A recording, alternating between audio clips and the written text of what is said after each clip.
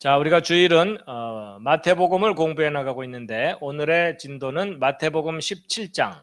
예수님께서 높은 산에 올라가서 영광스러운 모습으로 변모하시는 그런 내용이 담겨 있고요. 또 산에서 내려오셨을 때 마귀 들린 사람을 고쳐주시는 내용이 있고 또 세금 문제가 또 있습니다. 자, 이제 본문으로 들어가도록 하겠습니다. 마태복음 17장 1절에서 4절까지 정독하시겠습니다. 집중해서 읽으시겠습니다. 시작. 엿새 뒤에 예수님께서 베드로와 야고보와 그의 형제 요한을 데리고 따로 높은 산에 올라가사 그들 앞에서 모습이 변하심에 그분의 얼굴이 해같이 빛나고 그분의 옷이 빛같이 희게 되었더라. 보라, 모세와 엘리야가 그분과 이야기하는 것이 그들에게 보이거늘 그때에 베드로가 응답하여 예수님께 이르기를 주여, 우리가 여기 있는 것이 좋사온즉 만일 주께서 원하시면 우리가 여기에 장막 셋을 짓되 하나는 주를 위하여 하나는 모세를 위하여 하나는 엘리야를 위하여 짓게 하옵소서 하더라. 아멘.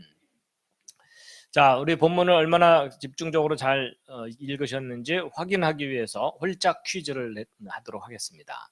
자, 먼저 홀수 문제부터 풀겠습니다. 며칠 뒤에?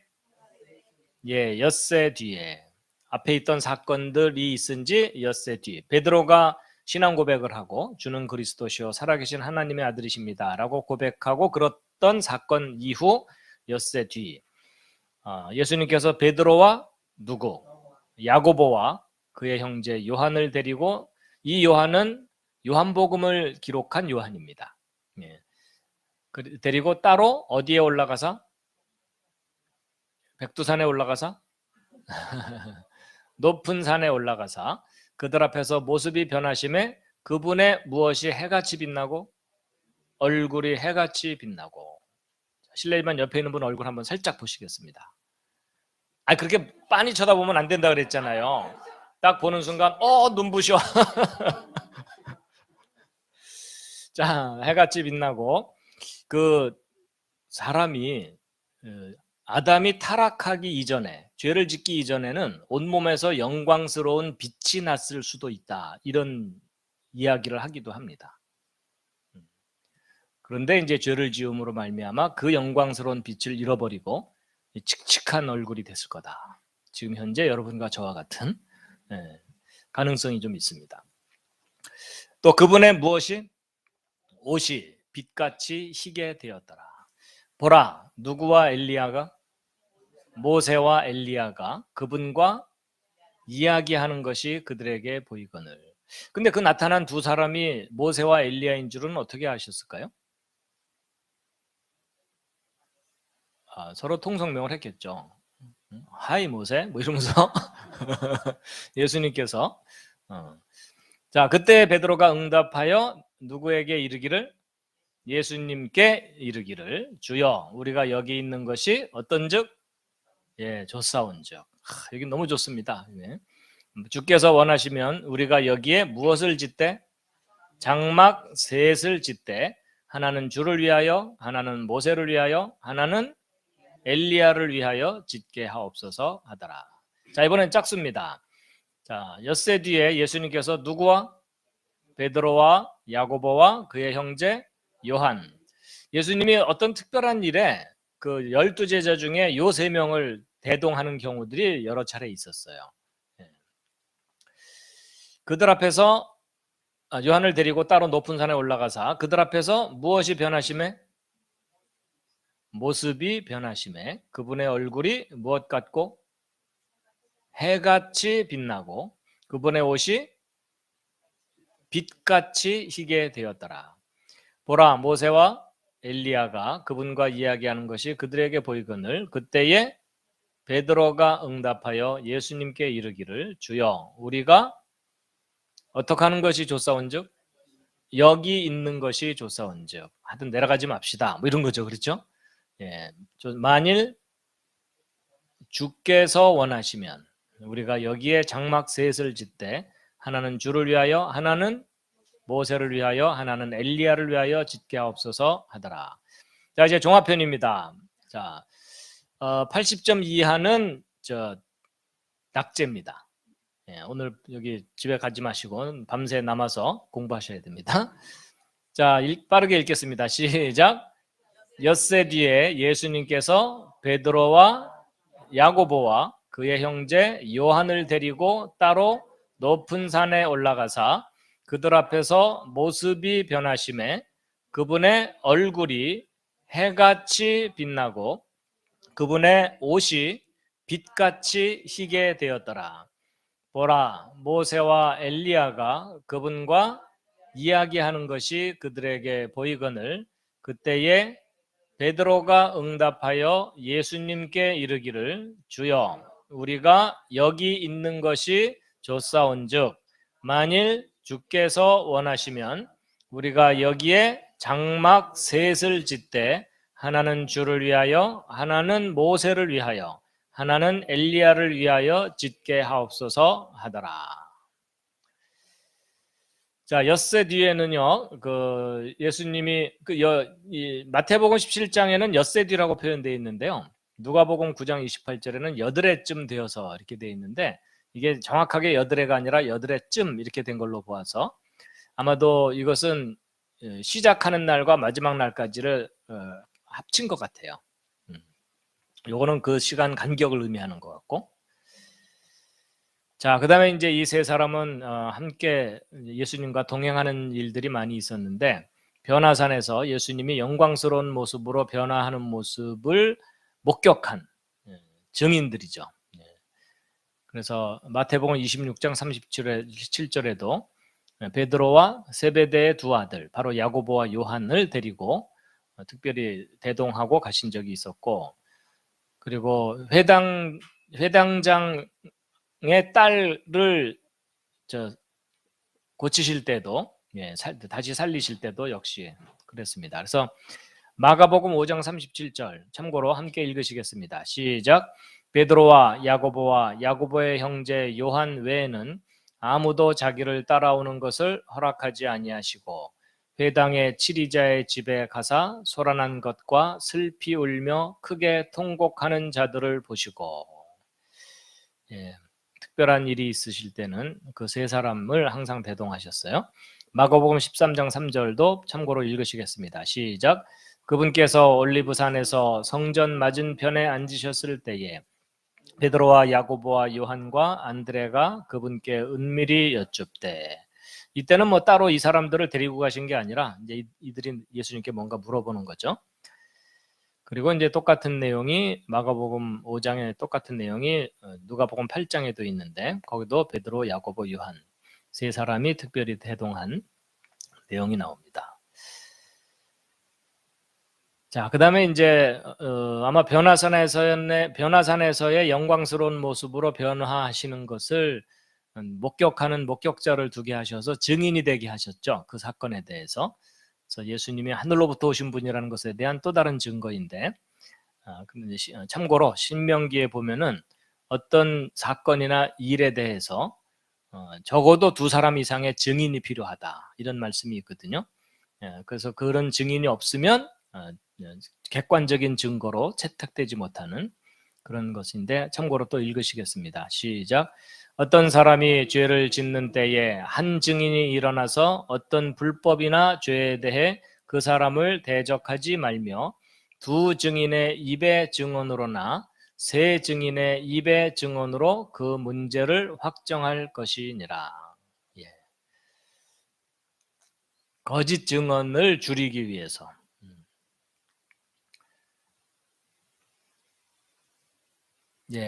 그래서 그 비슷한 말씀이 요한복음 8장에도 또 있는데 또 함께 읽으시겠습니다. 17절, 18절 시작.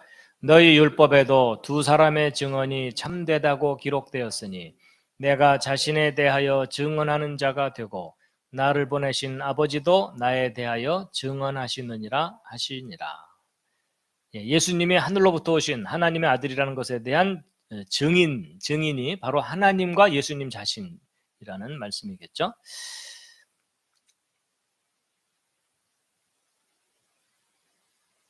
예, 고린도 후서에서도 비슷한 내용이 있습니다. 함께 읽겠습니다. 시작. 13장 1절 시작.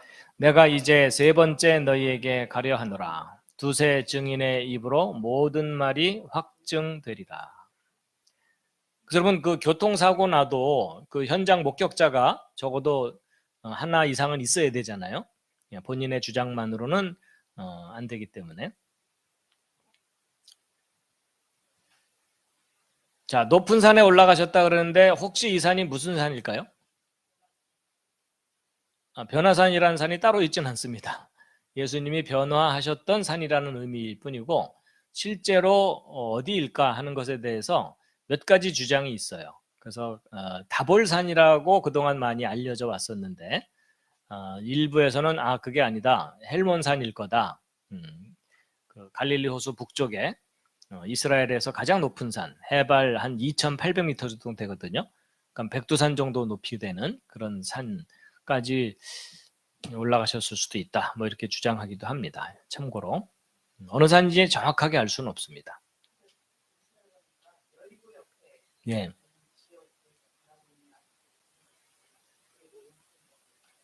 예, 변화산의 후보지가 여러 개가 있습니다.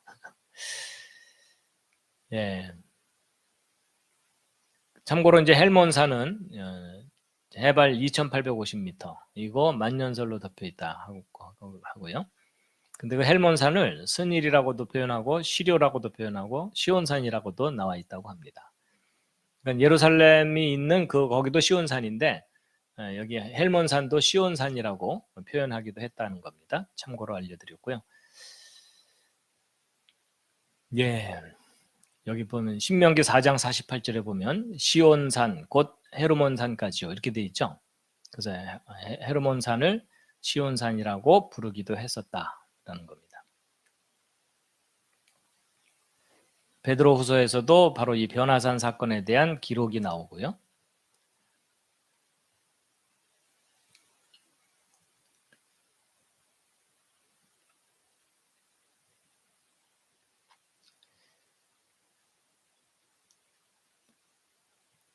자, 이런 내용들은 좀 참고로 읽는 내용인데요. 넘어가도록 하겠습니다. 자, 여러분, 그 변화산에서의 그 상황이 너무나 베드로가 보기에 좋았기에 우리 내려가지 말고 여기서 삽시다, 뭐 이런 의미였잖아요. 예. 근데 이제 예수님은 내려가야 된다 하고 내려가셨죠. 왜냐하면 복음을 온 세상에 전해야 되기 때문에. 그래서 마태복음 24장 14절 말씀 함께 읽으시겠습니다. 시작. 왕국의 이 복음이 모든 민족들에게 증언되기 위해 온 세상에 선포되리니 그제야 끝이 오리라. 그리고 사도행전 1장 8절도 함께 먼저 읽으시겠습니다. 시작. 오직 성령님께서 너희에게 임하신 후에 너희가 권능을 받고 예루살렘과 온 유대와 사마리아에서 그리고 땅의 맨 끝 지역까지 이르러 나를 위한 증인이 되리라 하시니라. 예, 여기가 좋사오니 하지만 해야 될 일이 막중하니까 내려가야 된다. 이제 그런 것을 담고 있는 찬송가가 있죠. 저 장미꽃 위에 있을, 그죠? 그런 비슷한 내용이 담겨 있는데 밤늦도록 동산 안에 주와 함께 있으려 하나 괴로운 세상에 할 일 많아서 날 가라 명하시네. 이런 가사가 있습니다. 모든 사람이 편안하고 여유 있게 사는 것을 원하죠. 그렇죠? 그렇지만 이제 어떤 사명이 주어지면 그 편안함을 멀리하고 헌신해야 되는 그런 상황들이 오기도 합니다. 여기가 무슨 산일까요? 이게 헐몬산입니다. 예. 백두산과 비슷한 높이 정도의 산이죠. 이건 무슨 산일까요? 이게 다볼산입니다. 많은 사람들이 변화산이라고 알아왔던. 저도 이제 가봤었거든요. 예, 여기에 차 타고 막 한참 이렇게 올라가서. 그래서 다볼산은 요 갈릴리 호수 서남쪽에 요게 다볼산입니다.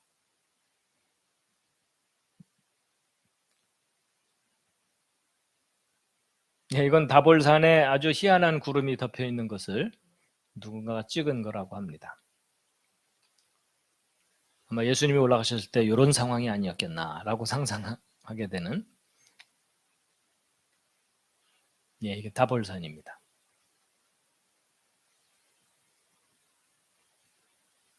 조금 멀리서 본 모습이고요. 자, 그 다음으로 진도 나가겠습니다. 자, 5절부터 8절까지 자, 정독하시겠습니다. 시작. 그가 아직 말할 때에 보라, 빛나는 구름이 그들을 덮더니 보라, 그 구름 속에서 한 음성이 나서 이르시되 이 사람은 내 사랑하는 아들이라. 내가 그를 매우 기뻐하노니 너희는 그의 말을 들으라 하시므로 제자들이 그 음성을 듣고는 얼굴을 대고 엎드려 심히 두려워하더라. 예수님께서 나와 그들에게 손을 대시며 이르시되 일어나라 두려워하지 말라 하시매 그들이 눈을 들어 보니 예수님 외에는 아무도 보이지 아니하더라. 자, 바로 퀴즈 들어가겠습니다. 홀짝 퀴즈입니다. 홀수. 자, 그가 아직 말할 때 보라 빛나는 구름이 그들을 덮더니 보라 그 구름 속에서 한 음성이 나서 이르시되 이 사람은 내 사랑하는 아들이라. 내가 그를 매우 기뻐하노니 너희는 그의 말을 들으라 하심으로, 여기 너희는 그의 말을 들으라 하시는 요 말씀이 구약에 예언된 그 내용입니다. 그렇죠? 예수님 하나님께서 모세에게 먼 훗날 너와 같은 선지자를 내가 세울 거다. 그 선지자의 말을 너희가 들어야 된다 했던 그 예언이 예수님에게 이루어진 거죠. 그렇죠? 그래서 이때 이제 하나님께서 확증해 주신 거죠. 너희는 바로 이 예수의 말을 들어야 된다. 제자들이 그 음성을 듣고는 얼굴을 대고 엎드려 심히 두려워하더라. 하나님의 음성을 듣는 그 상황이죠. 예수님께서 나와 그들에게 손을 대시며 이르시되 일어나라 두려워하지 말라 하시매 그들이 눈을 들어 보니 예수님 외에는 아무도 보이지 아니하더라. 자, 이번엔 짝수입니다.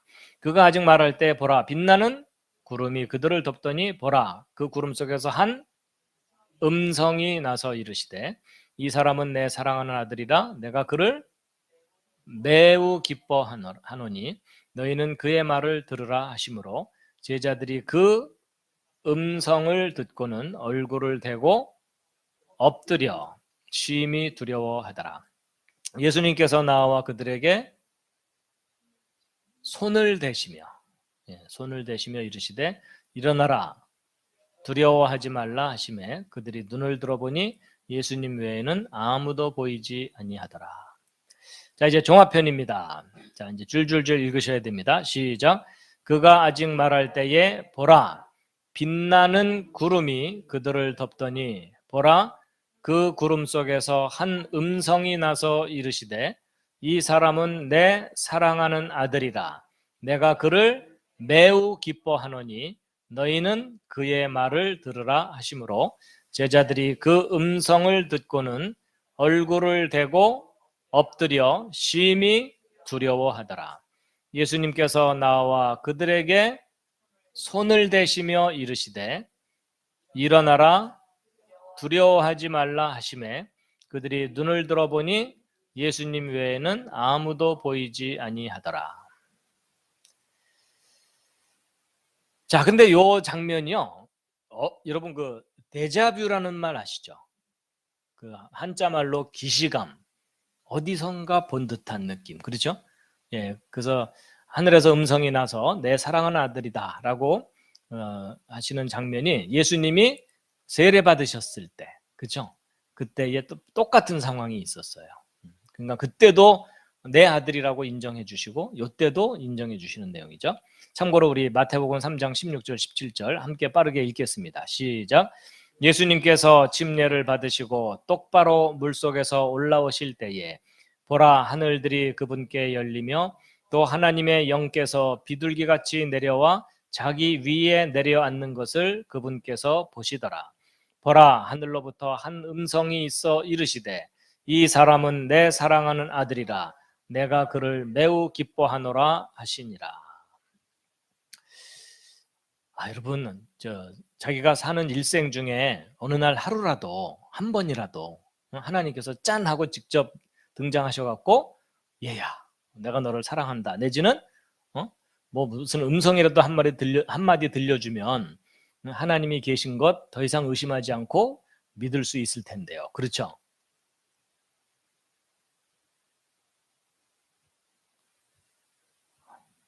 근데 왜 그렇게 안 하실까요? 하여튼 이유가 있겠죠? 예. 그러게요. 보지 않고 믿는 자들이 복이 있어서 그럴까요?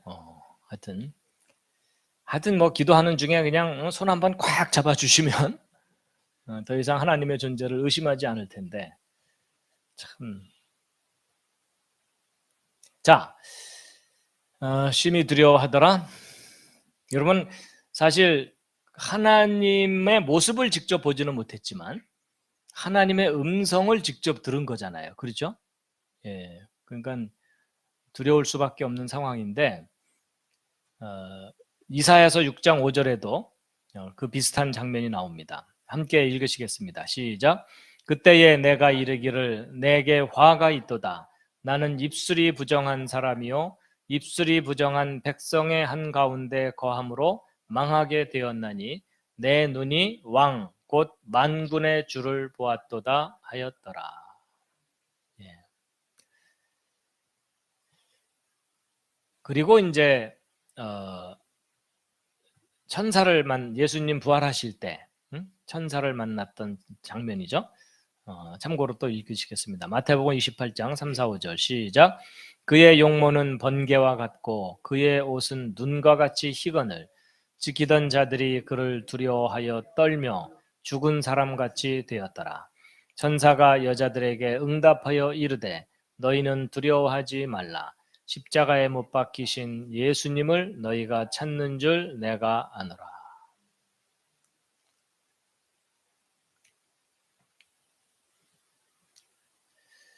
그리고 아마도 예수님이 등장하셨을 가능성이 높은 장면이 다니엘서에 나옵니다. 예, 다니엘이 환상을 보는 장면인데 다니엘서 10장 5절입니다. 그때도 그 예수님일 가능성이 높은 여기 아마포 옷을 입은 어떤 사람이 요한계시록에도 너무나 비슷하게 등장하거든요. 근데 요한계시록은 예수님으로 구체적으로 표현되어 있어요. 근데 다니엘서에 나오는 요 등장인물은 예수님일 가능성이 높은데 다니엘이 예수님을 만나는 그런데 그걸 볼 때에 여기 8절을 보면은 내가 8절, 9절, 10절 읽으시겠습니다. 다니엘서 10장 시작. 그러므로 내가 홀로 남아서 이 큰 환상을 볼 때에 내 안에 기력이 남지 아니하였으니 내 아름다움이 내 속에서 변하여 썩은 것이 되었고 아무 기력도 내게 남지 아니하였느니라. 그럼에도 내가 그의 말소리를 들었는데 그의 말소리를 들을 때에 내가 얼굴을 땅으로 향하고 얼굴을 댄 채 깊이 잠들었느니라. 보라, 한 손이 나를 어루만지며 내 무릎과 손바닥을 의지하게 하여 나를 세우니라. 예, 다니엘서의 이 장면도 조금 전에 변화산상에서 제자들이 그 모습을 보고서 두려워하고 땅에 엎드려 있었던, 그런데 예수님이 일으켜 세워주는 그런 장면과 참 유사한 점이 많습니다. 예, 지금 바로 하나님의 등장을 본 듯한 상태가 되신 분들이 몇 분 계십니다. 거의 죽은 사람처럼 되신 분이.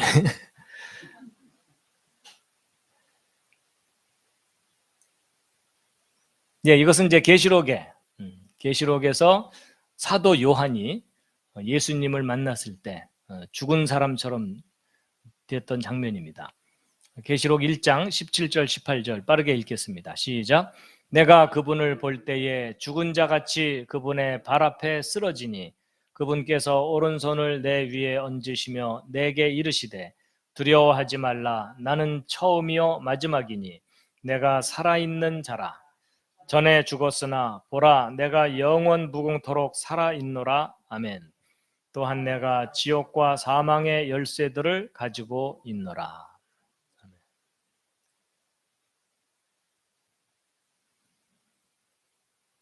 자, 이제 그 다음으로 진도를 나가서요. 9절부터 13절입니다. 자, 정독하시겠습니다.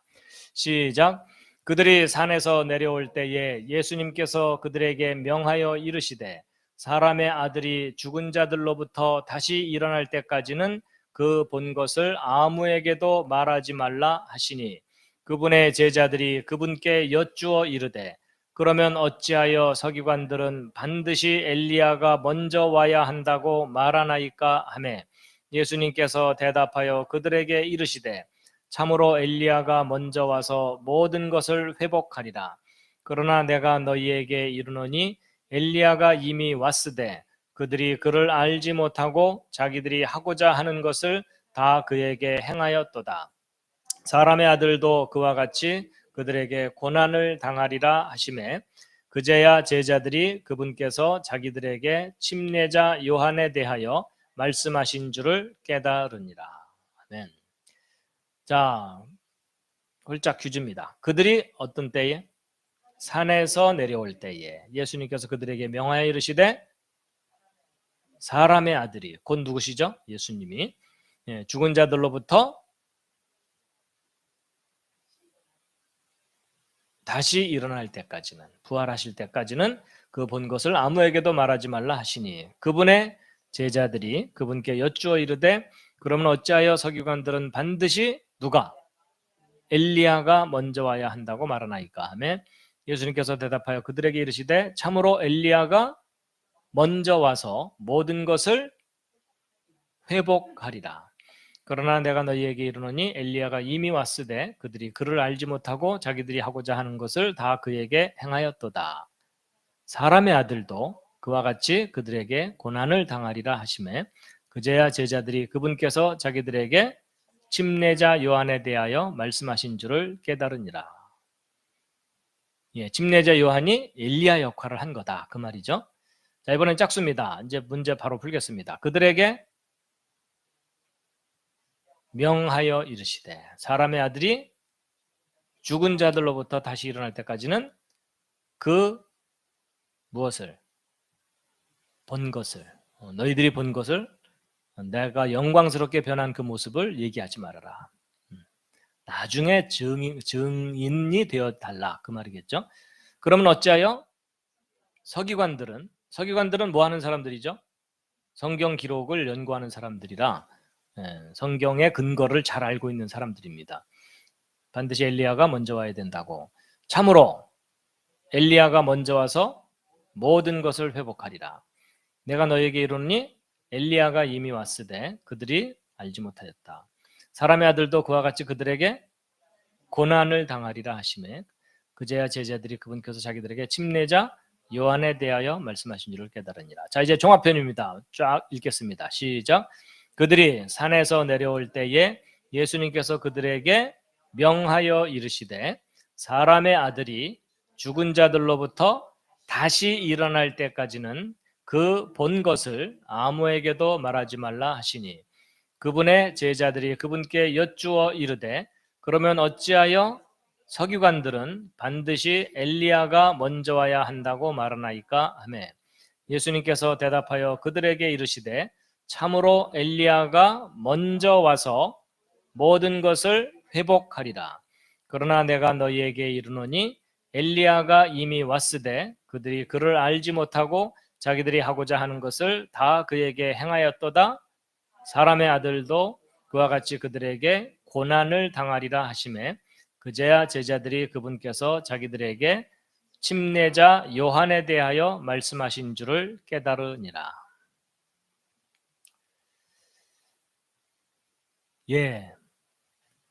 그래서 엘리야가 먼저 올 것에 대해서 이제 말라기서에도 그리고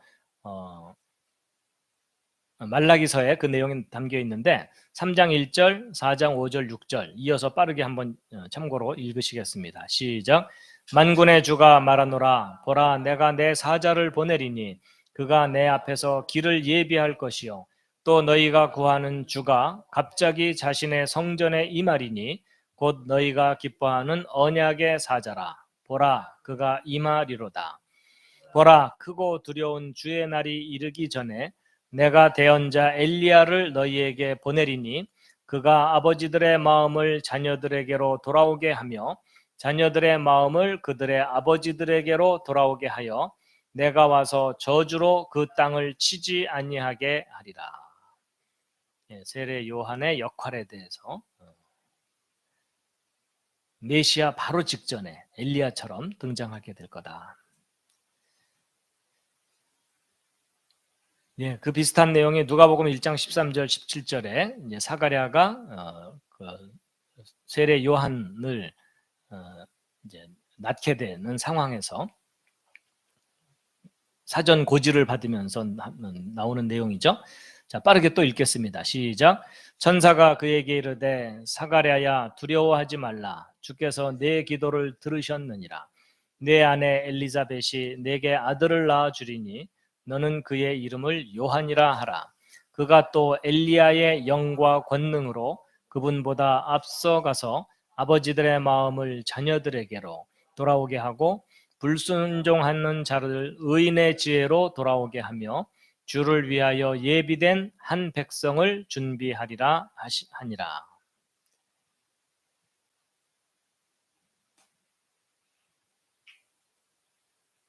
자, 14장부터인데요. 기절한 분들이 몇 분 계시기 때문에 잠시 쉬었다 가겠습니다. 자, 한 5분 정도 쉬신 후에 성경 공부를 이어가도록 하겠습니다. 잠시 쉬시겠습니다. 자, 잠시 휴식 시간을 가졌고요. 이어서 계속 성경 공부를 진행하도록 하겠습니다. 자, 마태복음 17장 14절부터 18절까지 말씀. 자, 집중해서 정독하시겠습니다. 시작. 그들이 무리에게 오니 어떤 사람이 그분께 와서 그분께 무릎을 꿇으며 이르되 주여 내 아들에게 긍휼을 베푸소서. 그가 미친 증세로 심히 시달리고 자주 불 속에 쓰러지며 종종 물 속에 빠지나이다. 내가 그를 주의 제자들에게 데려왔으나 그들이 그를 고치지 못하더이다 하매 이에 예수님께서 응답하여 이르시되 오 믿음이 없고 비뚤어진 세대여 내가 언제까지 너희와 함께 있으리요 언제까지 너희를 용납하리요 그를 이리로 내게 데려오라 하시고 예수님께서 마귀를 꾸짖으시니 그가 그에게서 떠나가고 아이가 바로 그 시각부터 나으니라. 아멘. 자, 이제 내용 파악을 위해서 우리 홀수 짝수 문제를 풀겠습니다. 그들이 무리에게 오니 어떤 사람이 그분께 와서 그분께 무릎을 꿇으며 이르되 주여 내 아들에게 긍휼을 베푸소서. 그가 무엇으로? 미친 증세로 심히 시달리고 자주 불 속에 쓰러지며 종종 물 속에 빠지나이다. 컨트롤이 안 되는 상황인 거죠. 내가 그를 주의 제자들에게 데려왔으나 그들이 그를 고치지 못하더이다. 예수님께서 믿음이 없고 어떤 세대요? 비뚤어진 세대요. 왜곡된 세대요. 언제까지 너희를 용납하리요? 언제까지 그냥 가만히 보고만 있겠느냐? 혼내줄 거다. 뭐 이런 내용이겠죠. 자, 마귀를 꾸짖으시니 그에게서 떠나가고 아이가 바로 그 시각부터 나으니라. 자, 이번엔 짝수 풀겠습니다. 그분께 무릎을 꿇으며 이르되 내 아들에게 긍휼을 베푸소서. 자주 불 속에 쓰러지며 내가 그를 주의 제자들에게 데려왔으나 고치지 못하더이다. 오 믿음이 없고 비뚤어진 세대여 내가 언제까지 너희와 함께 있으리요. 예수님께서 누구를 꾸짖으시니? 마귀를 꾸짖으시니 떠나고 아이가 바로 그 시각부터 즉시 나으니라. 자, 이제 종합편입니다. 읽겠습니다. 시작. 그들이 무리에게 오니 어떤 사람이 그분께 와서 그분께 무릎을 꿇으며 이르되 주여 내 아들에게 긍휼을 베푸소서. 그가 미친 증세로 심히 시달리고 자주 불 속에 쓰러지며 종종 물 속에 빠지나이다.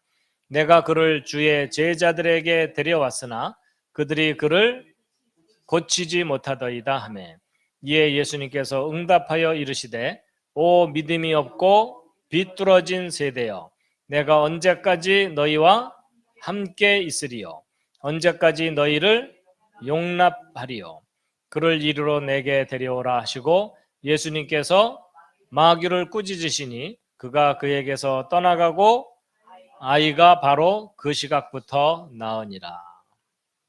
아멘. 자, 미친 증세인데요. 원문 단어는 세레니아 조마이라 그래서요. 달의 침범을 받다 뭐 그런 뜻이래요. 그러니까 어떤 미치는 증세가 달의 영향을 받은 그런 것으로 이해된. 자, 여기 무리에게 왔다는 것은 이제 제자들을 일부 남겨놓고 3명만 데리고 올라갔으니까 남은 제자 9명이란 뜻이고요. 예. 근데 그 제자들이 사실은 마귀를 쫓아내는 권능을 받은 제자들이었어요. 근데 마귀를 쫓아내지 못했던 거죠.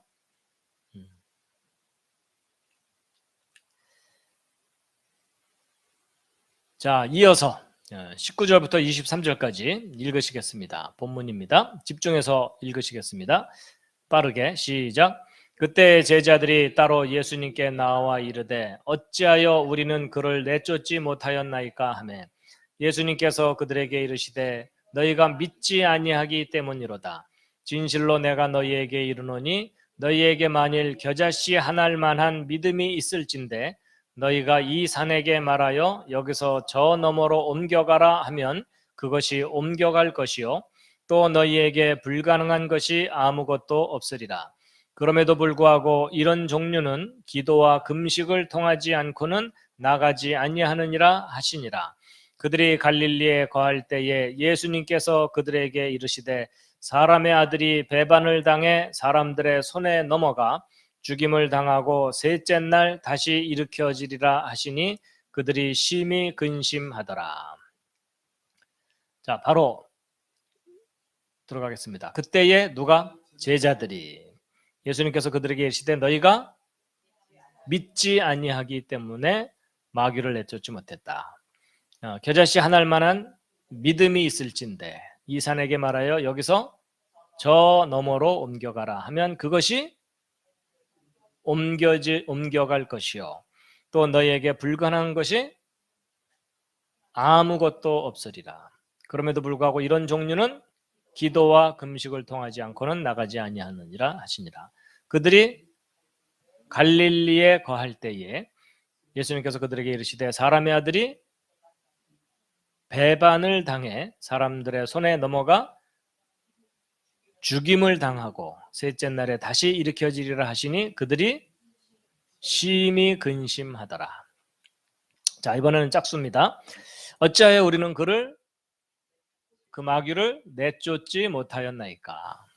믿지 않기 때문이다. 너희가 만일 겨자씨 한 알만한 믿음이 있을진데 너희가 이 산에게 말하여 여기서 저 너머로 옮겨가라 하면 옮겨갈 것이요 너희에게 불가능한 것이 아무것도 없으리라. 그럼에도 불구하고 이런 종류는 기도와 금식을 통하지 않고는 나가지 아니하느니라. 갈릴리에 거할 때에 예수님께서 이르시되 사람의 아들이 배반을 당해 누구에 넘어가? 사람들의 손에 넘어가 죽임을 당하고 셋째 날 다시 일으켜지리라. 자, 이제 종합편입니다. 함께 읽으시겠습니다. 시작. 그때에 제자들이 따로 예수님께 나와 이르되 어찌하여 우리는 그를 내쫓지 못하였나이까 하매 예수님께서 그들에게 이르시되 너희가 믿지 아니하기 때문이로다. 진실로 내가 너희에게 이르노니 너희에게 만일 겨자씨 한 알만한 믿음이 있을진데 너희가 이 산에게 말하여 여기서 저 너머로 옮겨가라 하면 그것이 옮겨갈 것이요 또 너희에게 불가능한 것이 아무것도 없으리라.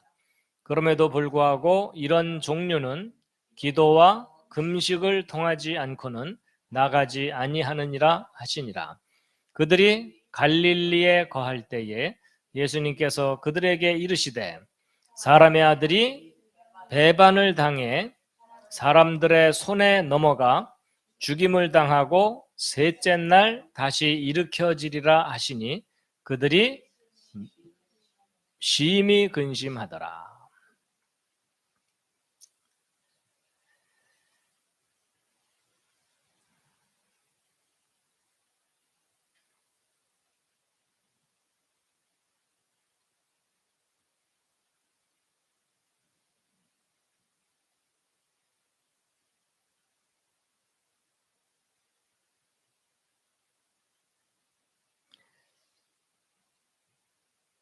자, 믿음을 통해서 우리가 무슨 일을 이룰 수 있는데 하나님이 모든 것을 하실 수 있기 때문에 하나님의 능력에 힘입어서 할 수 있다는 말씀이겠죠. 마태복음 19장 26절 참고로 읽으시겠습니다. 시작. 예수님께서 그들을 보시며 그들에게 이르시되 사람들에게는 이것이 불가능하나 하나님께는 모든 것이 가능하니라 하시니라. 또 빌립보서 4장 13절 말씀도 참고로 읽겠습니다. 시작. 나를 강하게 하시는 그리스도를 통해 내가 모든 것을 할 수 있느니라.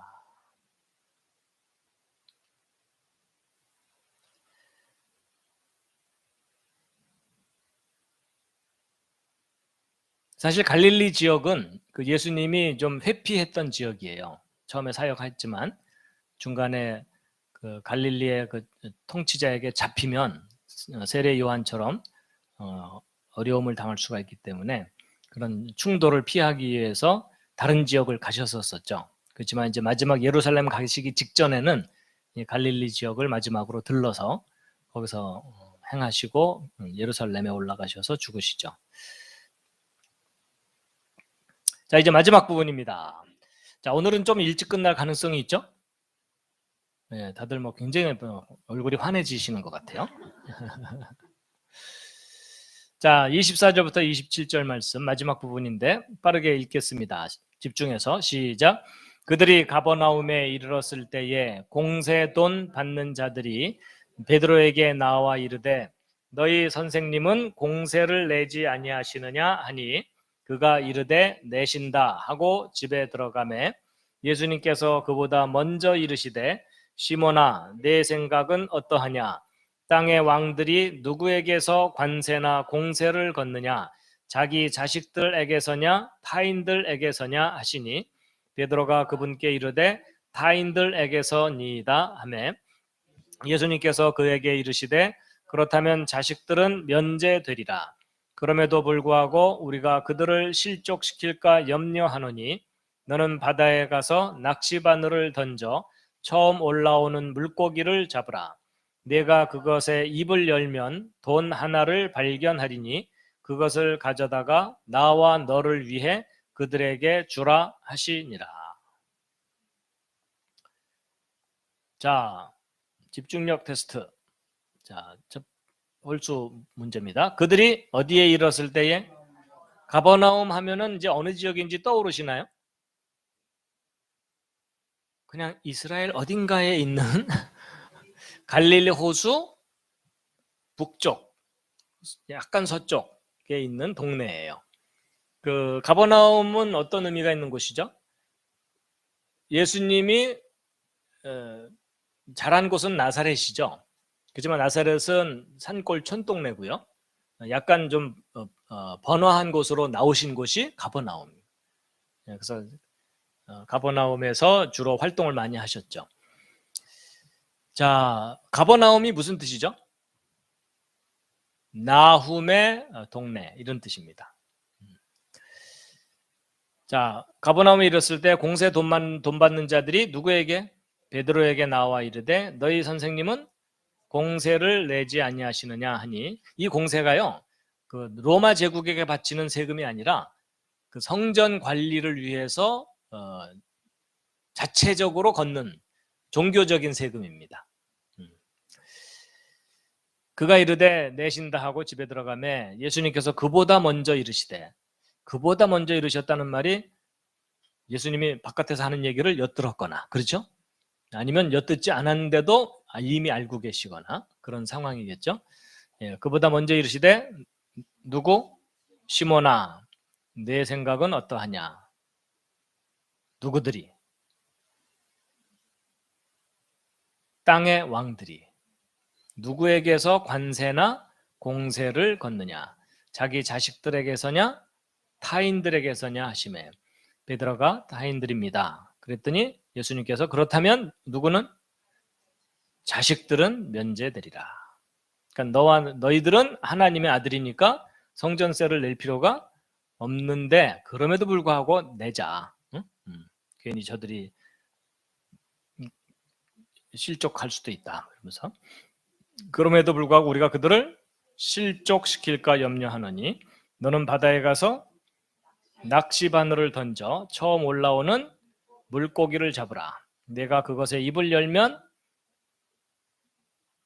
돈 하나를 발견하리니 그것을 가져다가 나와 너를 위해 그들에게 주라 하시니라. 그 말씀을 하시자마자 예수님이 바닷가에 가셔갖고 동전을 계속 바다에 던져갖고 제발 한 마리만 물고 있어라 이러셨을까요? 자, 이번엔 짝수입니다. 그들이 가버나움에 이르렀을 때에 공세 돈 받는 자들, 성전 세금 거두는 자들이 베드로에게 나와 이르되 너희 선생님은 공세를 내지 아니하시느냐 하니 그가 이르되 내신다 하고 집에 들어가매 예수님께서 그보다 먼저 이르시되 시몬아 내 생각은 어떠하냐? 네 의견은 어떠냐? 땅의 왕들이 누구에게서 관세나 공세를 걷느냐? 자기 자식들에게서냐 타인들에게서냐 하시니 베드로가 그분께 이르되 타인들에게서니이다 하매 예수님께서 그에게 이르시되 그렇다면 자식들은 면제되리라. 안 내도 된다 그거죠. 예. 그럼에도 불구하고 우리가 그들을 실족시킬까 염려하노니 너는 바다에 가서, 바다는 여기 갈릴리 호수입니다. 낚시바늘을 던져 처음 올라오는 물고기를 잡으라. 내가 그것에 입을 열면 돈 하나를 발견하리니 그것을 가져다가 나와 너를 위해 그들에게 주라 하시니라. 자, 이제 종합편입니다. 자, 수월하게 읽을 수 있어야 됩니다. 시작. 그들이 가버나움에 이르렀을 때에 공세 돈 받는 자들이 베드로에게 나와 이르되 너희 선생님은 공세를 내지 아니하시느냐 하니 그가 이르되 내신다 하고 집에 들어가매 예수님께서 그보다 먼저 이르시되 시몬아 내 생각은 어떠하냐? 땅의 왕들이 누구에게서 관세나 공세를 걷느냐? 자기 자식들에게서냐 타인들에게서냐 하시니 베드로가 그분께 이르되 타인들에게서니이다 하매 예수님께서 그에게 이르시되 그렇다면 자식들은 면제되리라. 그럼에도 불구하고 우리가 그들을 실족시킬까 염려하노니 너는 바다에 가서 낚시 바늘을 던져 처음 올라오는 물고기를 잡으라. 내가 그것에 입을 열면 돈 하나를 발견하리니 그것을 가져다가 나와 너를 위해 그들에게 주라 하시니라. 아멘. 자, 가버나움은 나훔의 마을이라는 의미를 갖고 있는 마을 이름이고요. 지역 이름이고 갈릴리 호수 서북쪽에 있습니다. 오늘날의 텔훔 지역일 거라고 추정하고 있는. 그래서 예수님께서 예루살렘에 올라가서 고난 받으시기 직전에 마지막으로 방문한 갈릴리 지역의 마을입니다. 구약의 나훔서의 구약의 나훔서의 나훔은 아니라고 해요. 나훔이라는 단어가 위로, 컴포트라는. 예, 나훔이라는 단어가 위로 또는 컴포트라는 뜻을 가지고 있다고 합니다. 자, 공세 돈인데요. 이제 원문 단어는 디드라크마라고 되어 있대요. 헬라어로. 근데 이게 드라크마 2개란 뜻입니다. 근데 이제 드라크마는 무슨 단위냐면 노동자 하루 일당이라고 해요. 그러니까 이틀 정도의 일당이 이제 성전 세금이었던 거예요. 1인당. 그러니까 한 달 중에 이게 한 달 중에 이틀치인지 1년에 한 번 내는 건지 요건 제가 조사를 못 해봤는데 아마 1년에 한 번 내는 것 같기도 하고 예, 은화로는 반세겔 정도라고 합니다. 1인당 반세겔. 그러니까 이제 동전 하나가 한 세겔짜리 동전을 물고기 입속에서 꺼낸 거겠죠. 그래서 2인분을 냈다 그 뜻입니다. 그리고 이제 출애굽 때 인구 조사를 한 직후에 생명의 속전으로 반세겔을 내는 제도가 이제 시작되었다고 해요. 그래서 출애굽기 30장 15절 함께 읽겠습니다. 시작. 너희 혼을 위해 속죄하려고 그들이 주께 헌물을 드릴 때에 부자들은 반세겔보다 더 내지 말고 가난한 자들은 덜 내지 말지니라. 부자라고 많이 내고 가난하다고 적게 내지 마라. 이건 감당할 수 있는 돈이고 누구나 똑같이 똑같은 돈을 내야 된다. 그리고 이제 바벨론 포로 이거 너희는 빼고요. 바벨론 포로 귀환 후에는 약간 금액이 조정됐다고 합니다. 반세겔이 아니라 3분의 1 세겔로 약간 하향 조정된 거겠죠. 예. 주로 성소 유지 비용으로 거뒀던 세금이라고 합니다. 실족시킨다는 표현이 우리 몇 차례 나왔었는데 스캔들이라고 하죠. 보통 영어로. 예, 그것과 관련된 단어입니다. 그래서 문제를 일으키다, 문제시 되다 뭐 이런 의미인데 이게 결국 오해받지 않게 하기 위해서 내자 뭐 이런 거죠. 그래서 이제 다른 사람이 시험 들지 않게 하기 위한 성숙한 어떤 그 대응 뭐 이런 걸 의미합니다. 그래서 고린도전서 8장 13절에는 제사에 바쳐진 음식 중에 뭐 고기나 이런 것들을 먹어야 되냐 말아야 되냐 이런 문제인데 사실은 아무 거리낌 없이 먹을 수도 있지만 연약한 사람들을 위해서 절제한다 그런 의미의 내용이 나오거든요. 그래서 고린도전서 8장 13절 함께 읽으시겠습니다. 시작. 그러므로 만일 음식이 내 형제를 실족하게 하면 나는 세상이 서 있는 한 고기를 먹지 아니하여 내 형제가 실족하지 아니하게 하리라. 예, 이게 뭐 육식을 절대 하지 않겠다 그 뜻이 아니라 제사에 드려졌던 고기는 내가 안 먹을 거다. 사실 먹어도 아무 문제 없지만 연약한 사람들을 위해서 그렇게 하는 거다 이런 겁니다.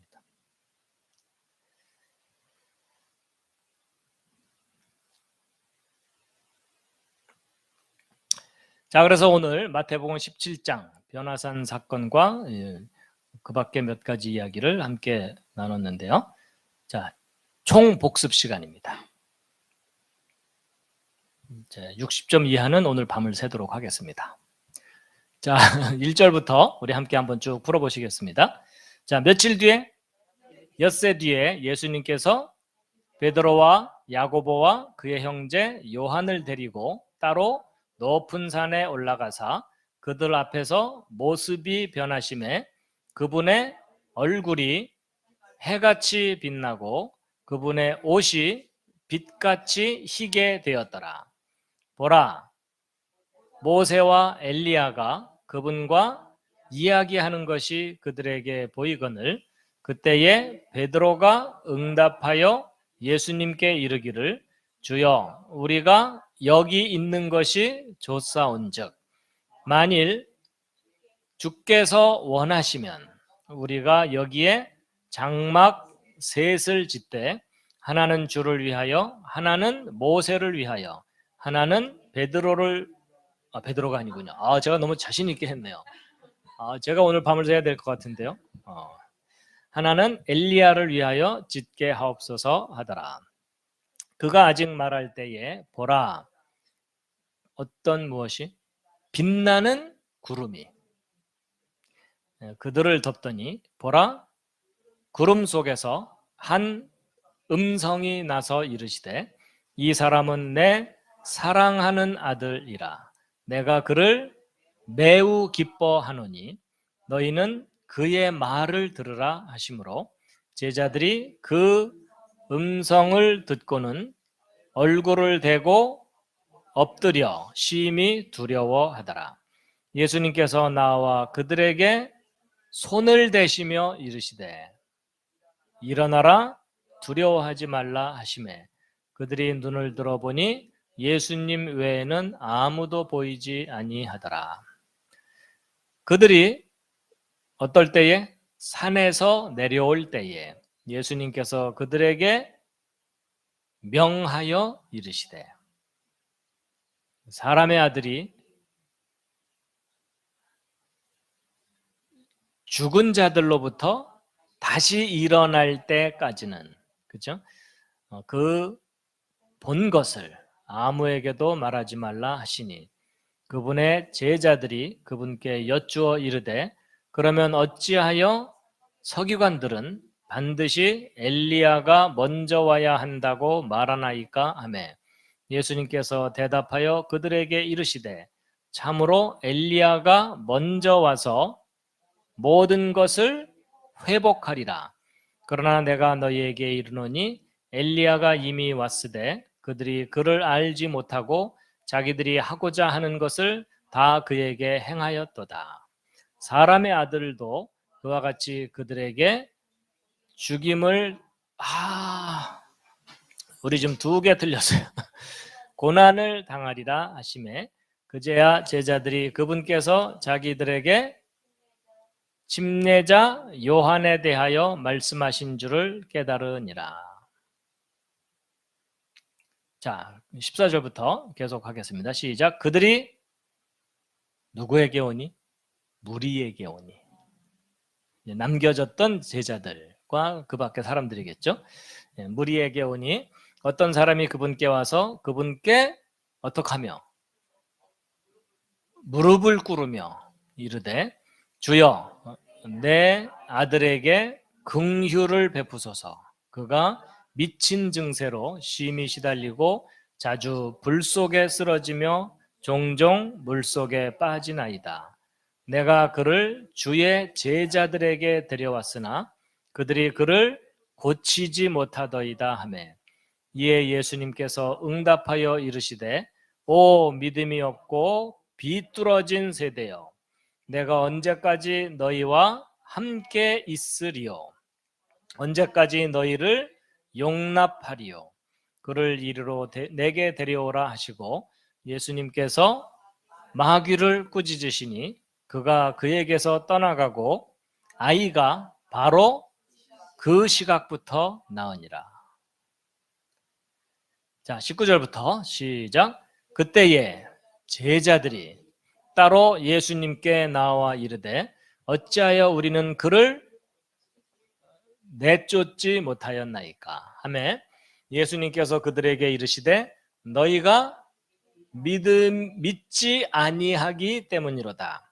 진실로 내가 너희에게 이르노니 너희에게 만일 겨자씨 하나일 만한 믿음이 있을진데 너희가 이 산에게 말하여 여기서 저 너머로 옮겨가라 하면 그것이 옮겨갈 것이요 또 너희에게 불가능한 것이 아무것도 없으리라.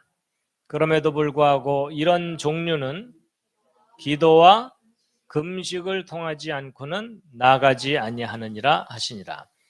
그들이 갈릴리에 거할 때에 예수님께서 그들에게 이르시되 사람의 아들이 배반을 당해 사람들의 손에 넘어가 죽임을 당하고 셋째 날 다시 일으켜지리라 하시니 그들이 심히 근심하더라. 자, 24절부터 마지막 부분입니다.